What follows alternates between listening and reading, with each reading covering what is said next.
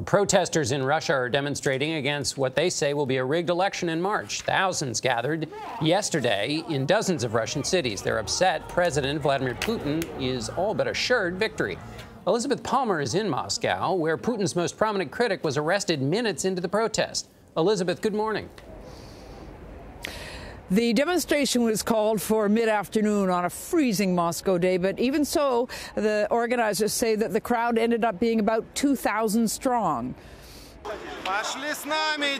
Just minutes after Alexei Navalny showed up at his demo, the police moved in and arrested him on grounds that he hadn't got the right permit.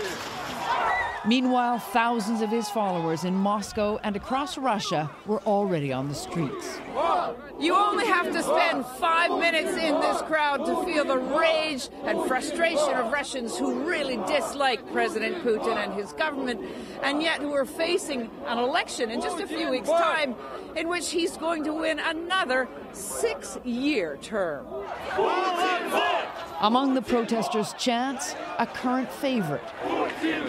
Putin is a thief. Navalny, a high-profile anti-corruption activist, is the only political figure who could have posed a serious challenge to Vladimir Putin in the March election. But the Kremlin has fixed that. He's barred from running. But that's not going to change the result. Everybody is already sure who's going to win.